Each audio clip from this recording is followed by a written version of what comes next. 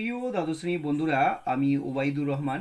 আমাদের YouTube channel Rahman academy YouTube চ্যানেলে সবাইকে স্বাগত। আজ আমি দ্বাদশ শ্রেণীর দর্শনের চতুর্থ অধ্যায় অর্থাৎ অমাধ্যম অনুমান নিয়ে আলোচনা করব। তো অমাধ্যম অনুমানের একটি অংশ হচ্ছে আবর্তন। আজকের ভিডিওটি আবর্তন নিয়ে সম্পূর্ণ ক্লাসটি শেষ করব এবং ভিডিওটি শুরু থেকে শেষ পর্যন্ত দেখো। ভিডিওটি ভালো লাগলে বন্ধুদের মধ্যে প্রচুর শেয়ার করো, আর নতুন হলে চ্যানেলটিকে সাবস্ক্রাইব করে বেল আইকনে অবশ্যই টাচ করো। কথা না বলে চলো শুরু করা যাক। প্রথমত চতুর্থ অধ্যায় অমাধ্যম অনুমান। প্রথমে অমাধ্যম অনুমান কাকে বলে জানা অবশ্যই জরুরি। তো প্রথম অমাধ্যম অনুমানের সংজ্ঞাটি আমি তোমাদেরকে তুলে ধরি। তো প্রথমে হচ্ছে অমাধ্যম অনুমান কাকে বলে। একটিমাত্র আশ্রয় বাক্য থেকে সিদ্ধান্ত অনিবার্যভাবে নিশ্চিত হয়, তাকে অমাধ্যম অনুমান বলে। অমাধ্যম অনুমানের উদাহরণ হচ্ছে আবর্তন, বিবর্তন। আজকের আলোচ্য বিষয় হচ্ছে আবর্তন। তো প্রথমে আবর্তন কাকে বলে। আবর্তনের সংজ্ঞা এইভাবে দিবে: যে অমাধ্যম অনুমানে গুণের পরিবর্তন না করে আশ্রয় বাক্যের উদ্দেশ্য বিধেয় সিদ্ধান্তে বিধেয় উদ্দেশ্য হয়, এই নিয়ম বা এই রীতিকে বলা হয় আবর্তন। অথবা এইভাবে তোমরা সংজ্ঞাটা দিতে পারো: যে অমাধ্যম অনুমানে গুণের পরিবর্তন না করে আশ্রয় বাক্যের উদ্দেশ্যবাদ সিদ্ধান্তে বিধেয়রূপে এবং আশ্রয় বাক্যের বিধেয়বাদ সিদ্ধান্তে উদ্দেশ্যরূপে গ্রহণ করা হয়, এই রীতিকে বলা হয় আবর্তন। তাহলে আমরা সংজ্ঞা থেকে দেখলাম আবর্তন এক প্রকার অমাধ্যম অনুমান। আবর্তনে গুণ একই থাকবে, গুণ সদার্থক হলে সদার্থক হবে, আর নঅর্থক হলে নঅর্থক হবে। তো তোমরা দেখলাম উদ্দেশ্যবিধি স্থান পরিবর্তন করবে, অর্থাৎ ভয়েসের মতো হবে। এবার আবর্তনের সংজ্ঞা পেয়ে গেলাম। এবার আবর্তন কয় প্রকার? দুই প্রকার। আবর্তন হচ্ছে দুই প্রকার: সরল আবর্তন আর সীমিত আবর্তন। কি বললাম? সরল আবর্তন আর সীমিত আবর্তন, এই দুই প্রকার আবর্তন। সরল আবর্তন কোন হল? ই বচনের আবর্তন ই বচন, এটা একটা সরল আবর্তনের উদাহরণ। আর আই বচনের আবর্তন আই বচন, এটা একটা সরল আবর্তনের উদাহরণ।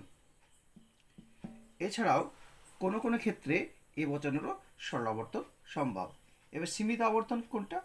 এ বচনের আবর্তন আই বচন, তখন হবে সীমিত আবর্তন। এবার আমরা সরল আবর্তনের সংজ্ঞাটা নিয়ে নিই। যে আবর্তনে আবর্তনীয় বচন এবং আবর্তিত বচনের পরিমাণ একই হবে। যে আবর্তনে আবর্তনীয় বচন এবং আবর্তিত বচনের পরিমাণ একই হবে, তাকে বলা হয় সরল আবর্তন বা সম আবর্তন। সীমিত আবর্তন কাকে বলে?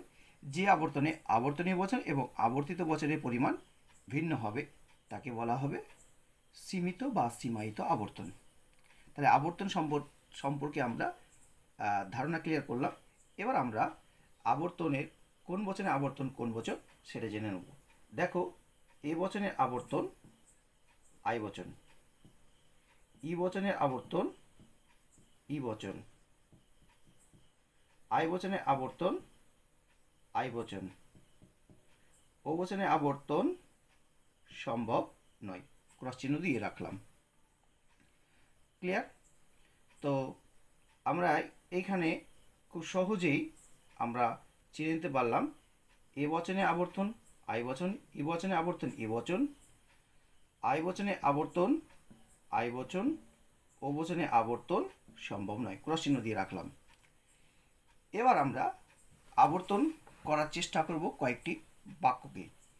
তো দেখো, আমরা এই রুলসটাকে মনে রাখবো: এ বচনে আবর্তন আই বচন, ই বচনে আবর্তন ই বচন, আই বচনে আবর্তন আই বচন, ও বচনে আবর্তন সম্ভব নয়।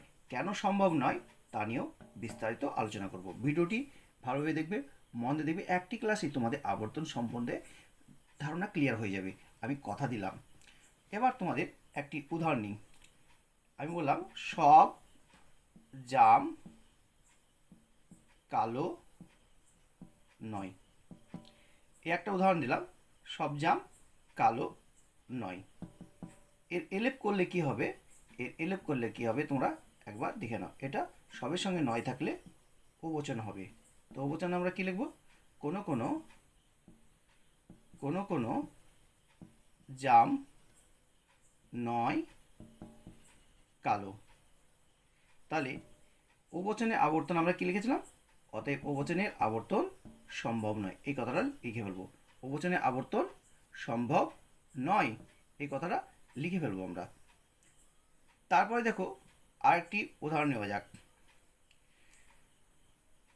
দেখো আমি বললাম প্রত্যেক রত্ন মূল্যবান, প্রত্যেক রত্ন রত্ন মূল্যবান। এলেপ করলে কি হবে? এটা এলেপ করলে হবে সকল সকল রত্ন হয় মূল্যবান। এবার এ বচনে আবর্তন কি হবে? এ বচনে আবর্তন আমরা জেনে গেছি, নিয়ম অনুযায়ী আই বচন হবে। এবার কি লিখবো আমরা? কোনো কোনো মূল্যবান বস্তু হয় রত্ন। উদ্দেশ্য বিধি চেঞ্জ করব।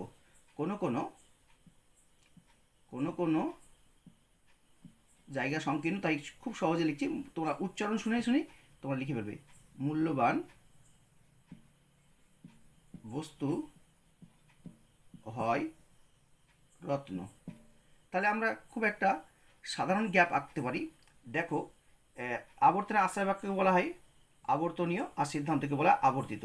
তাহলে আমরা খুব একটা সিম্পলি একটা গ্যাপ আঁকতে পারি, যে এরকম, যে এ বচন সকল এস হয় পি, এটা হচ্ছে আশ্রয় বাক্য। আর অতএব আই বচন কি লিখবো আমরা? কোনো কোনো কোনো কোনো পি হয় এস।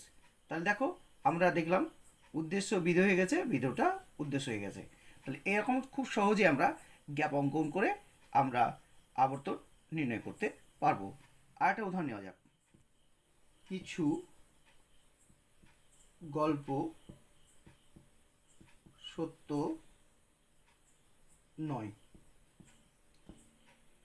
কিছুর সঙ্গে নয় আছে, তাহলে এটা ওবচন হবে, ওবচনে আবর্তন সম্ভব নয়, এর আগে আমি জেনেছি। আর একটা উদাহরণ নিই, প্রায় আম টক। প্রায় আম টক, এর এলেপ করলে কি হবে? রায় বচন হবে।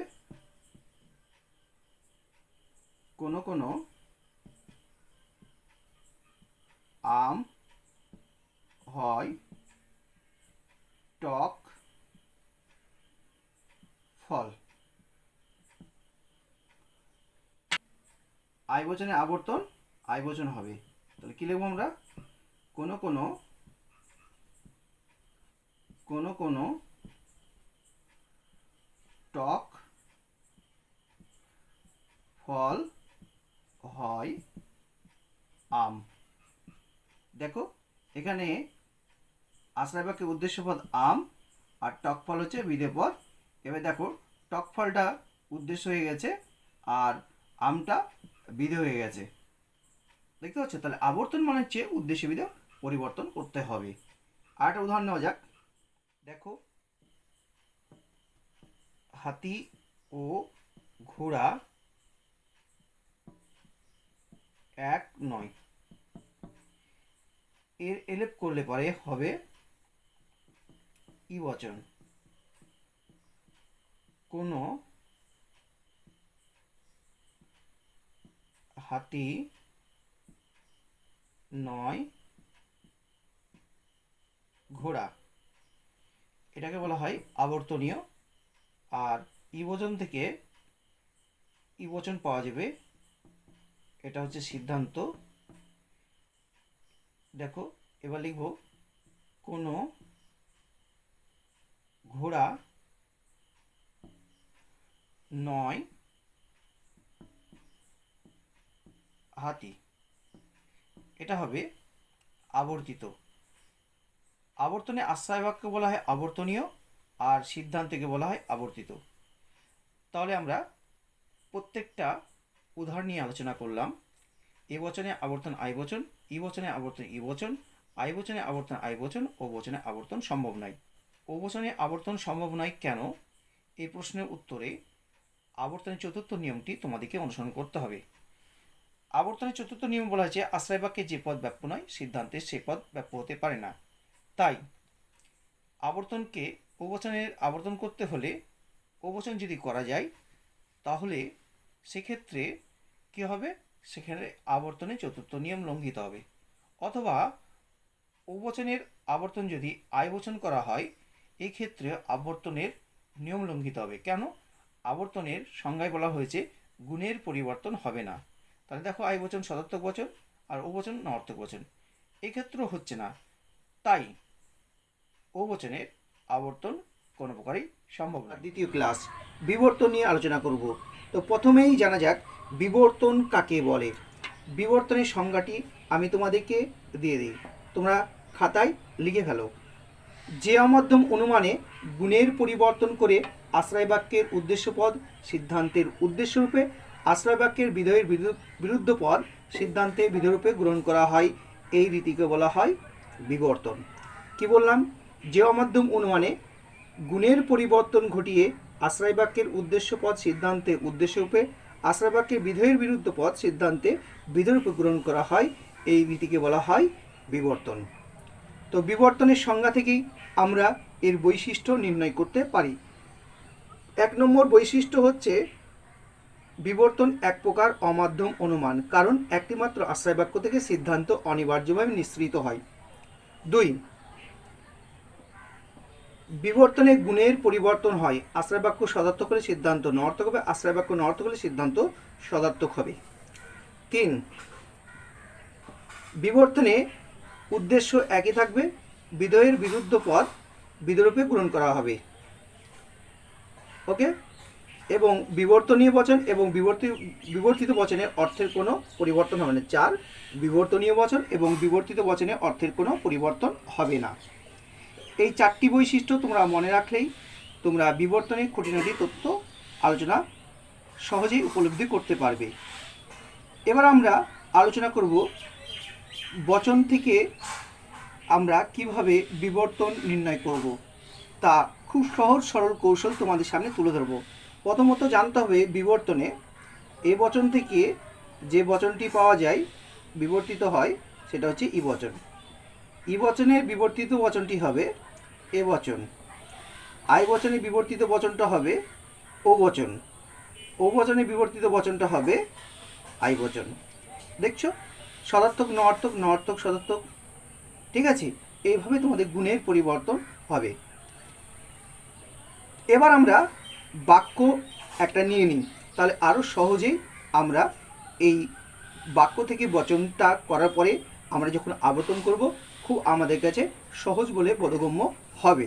তো চলো একটা এক্সাম্পল নেওয়া যাক। সব ছাত্র মেধাবী নয়।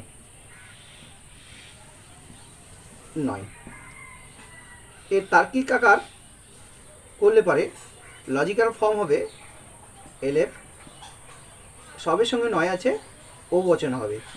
তো কী লিখবো আমরা? কোনো কোনো ছাত্র নয় মেধাবী। দেখো, এখান থেকে আমরা খুব সহজেই ও বচনের বিবর্তন আমরা করতে পারবো। ও বচনের বিবর্তন দেখে নাও, এখানে কি আছে? ও বচনের বিবর্তন আই বচন। তাহলে আমরা ও বচনের বিবর্তন কি করব? আই বচন নেব। ঠিক আছে, তো তোমরা জানো আই বচনের পরিমাণটা হচ্ছে কোনো কোনো কোনো কোনো, উদ্দেশ্য একই থাকবে, উদ্দেশ্য একই থাকবে ছাত্র, আর গুণটা পরিবর্তন হবে, হয় নয়টা হয় হবে। আর মেধাবী এটা বিধ পদটা বিরুদ্ধ পদ হবে, তার মানে অযুক্ত পদকে বলা হয় বিরুদ্ধ পদ, অমেধাবী। ওকে, তাহলে আমরা দেখো খুব সহজেই আমরা একটি বাক্যকে বচনে রূপান্তরিত করে তার বিবর্তন করে ফেললাম। আর একটা উদাহরণ নেওয়া যাক। সাদা ও কালো এক নয়। এর লজিক্যাল ফর্মটা হবে এলএফ ই। কি হবে? কোনো সাদা নয় কালো। ওকে, দেখো এবার ই বচনের বিবর্তন করলে পারে কি বচন পাওয়া যাবে? এ বচন পাওয়া যাবে। আমরা আগেই নিয়মটা লিখে রেখেছি, অতএব তাহলে কি বচন হবে? এ বচন। দেখো এ বচনে আমরা পরিমাণ হিসাবে সকল উল্লেখ করব। সকল সাদা উদ্দেশ্য একই থাকবে। এটা গুণ পরিবর্তন হবে, হয় হবে, এই বচনের অবশ্যই হয় হয় সংযোজকটা। আর কালোটার বিরুদ্ধ পদ হবে অকালো, অ হাইপেন কয়াকাল লকার। দেখো প্রতিটি বিবর্তনের ক্ষেত্রে আশ্রয় বাক্য বলা হয় বিবর্তনীয় আর সিদ্ধান্তকে বলা হয় বিবর্তিত। এটা অবশ্যই মাথায় রাখতে হবে তোমাদের। আশ্রয় বাক্যকে বলা হয় বিবর্তনীয়, সিদ্ধান্তকে বলা হয় বিবর্তিত। একটি উদাহরণ নেওয়া যাক। কিছু রাজনীতিবিদ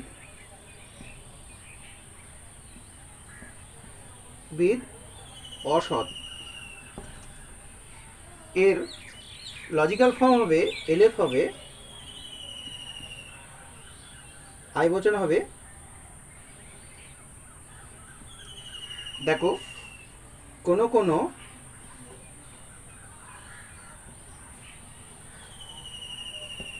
রাজনীতিবিদ হন অসৎ। ওকে, জায়গার সংকীর্ণতা দেখা দিচ্ছে। তাহলে আমরা আগেই জানি, লিখে রেখেছি যে আই বচনে বিবর্তন ও বচন হবে। তাহলে আই বচনে বিবর্তন কি হবে? ও বচন হবে। কি লিখবো আমরা? কোনো কোনো রাজনীতিবিদ হন,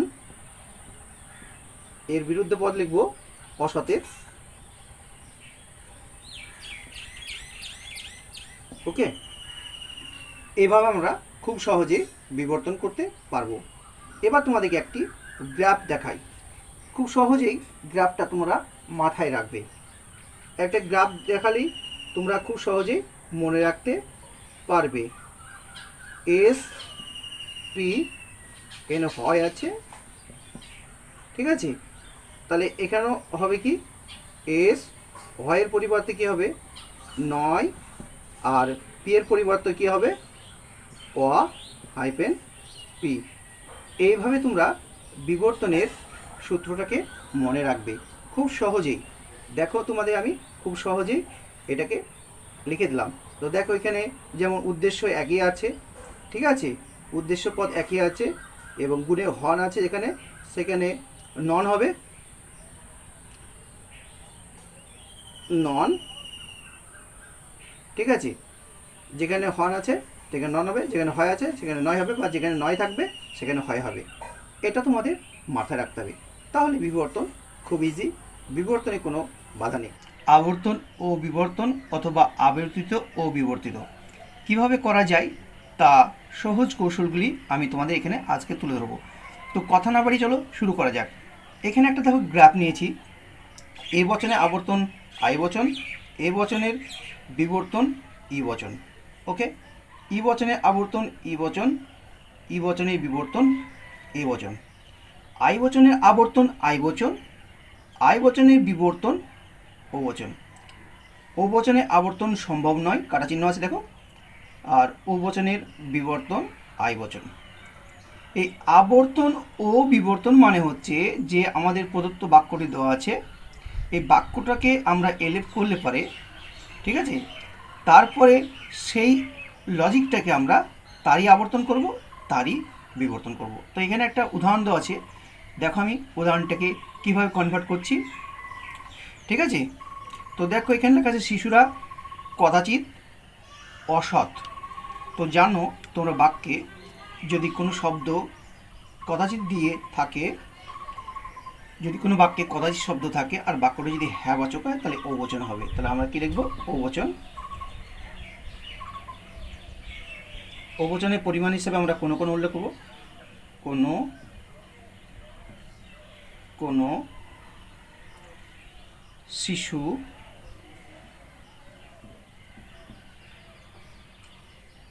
নয় অসৎ। এবার দেখো নিয়ম অনুযায়ী আমরা লক্ষ্য করব ও বচনের আবর্তন সম্ভব নয়। তাহলে আমরা এখানে কি লিখব? যে ও বচনের আবর্তন সম্ভব নয়, আবর্তন সম্ভব নয়। ওকে, তাহলে বহুবচনের বিবর্তন কি হবে? বহুবচনের বিবর্তন হবে আই বচন। তো বিবর্তনে আমরা জানি উদ্দেশ্য একই থাকবে আর বিধপদে বিরুদ্ধ পদ হবে, কারণ এর আগের ভিডিওতে আমরা আলোচনা করেছিলাম। তো তোমরা যারা প্রথম ক্লাস দেখছো তারা আমার ভিডিওর প্লেলিস্টে যাবে, দেখবে সমস্ত ভিডিও পরপর দেওয়া আছে, একদম যুক্তি, বচন, গুণ, পরিমাণ, ব্যাপক, আবর্তন, বিবর্তন, বিরোধার সমস্ত কিছু পরপর দেওয়া আছে। তো দেখে নেবে একবার। তো দেখো এখানে কি লিখবো, কোনো কোনো শিশু, নয়ের পরিবর্তে হয় হবে বিবর্তনে, হয় সতের বিরুদ্ধ পদ হবে অহাইফেন অসৎ। ওকে, খুব সুন্দরভাবে এটা করা হলো। আর একটা উদাহরণ নেওয়া যাক। 2 নম্বর উদাহরণ দেখো, সৈন্যরা শান্তিবাদী নয়। এর লজিক্যাল ফর্ম হবে এলএফ হবে, দেখো সৈন্যরা শান্তিবাদী নয়, এটা সমগ্রকে অস্বীকার করছে। তো দেখো একটিও নয়, সৈন্যরা শান্তিবাদী নয়, একটি সৈন্য শান্তিবাদী নয়, এটা বলছে একটিও নয় যখন হবে সেটা ই বচন হবে। তাহলে কী লিখব, কোনো সৈন্য নয় শান্তিবাদী। এটা বাক্য থেকে বচনটা পেলাম, এর আমরা আবর্তন করব। তো দেখো ই বচনে আবর্তন ই বচন হবে, তাহলে আমরা অবশ্যই এখানে কি লিখবো, আবর্তনে। তোমরা এই পাশে লিখে দিতে হবে তোমাদেরকে, বা এখানে আমি লিখে দিলাম আবর্তন। ওকে, আমি এখানে আবর্তন লিখে ফেললাম। দেখো আবর্তন মানে যে উদ্দেশ্য দিয়ে চেঞ্জ করতে হবে। তো দেখো এখানে কি করতে হবে, কোনো শান্তিবাদী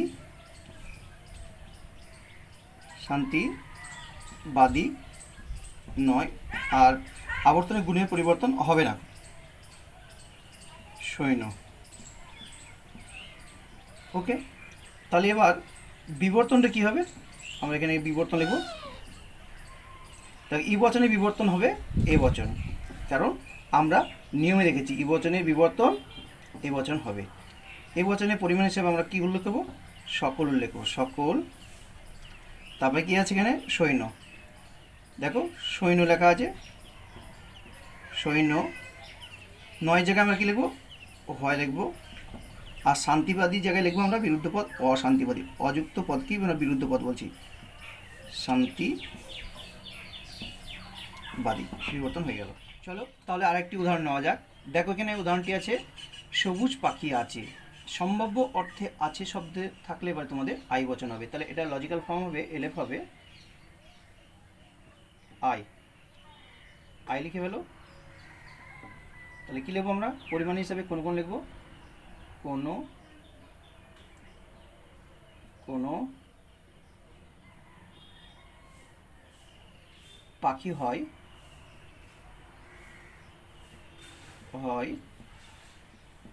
সবুজ প্রাণী। এই বাক্যটাকে তোমরা প্রদত্ত বচন লিখতে পারো, প্রদত্ত বচন। ওকে, তাহলে নিয়ম অনুযায়ী, রুলস অনুযায়ী দেখো আই বচন আবর্তন কী হবে, আই বচন হবে। কী লিখবো আমরা, কোনো কোনো সবুজ প্রাণী হয় পাখি। আবর্তন,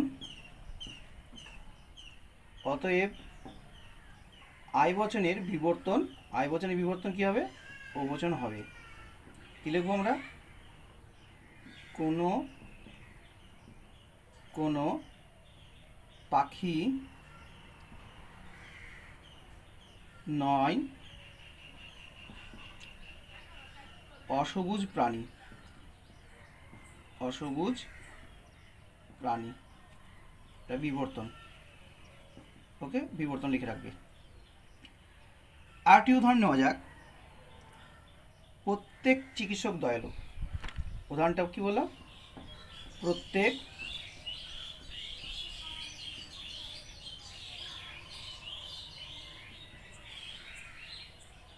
দয়ালু।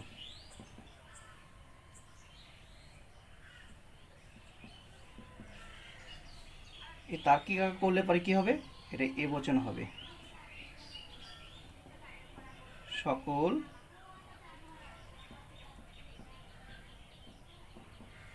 শোক হন দয়ালু। এটা প্রদত্ত বচন তোমরা লিখে রাখবে। তাহলে এ বচনে আবর্তন করলে কি বচন হবে? এ বচনে আবর্তন,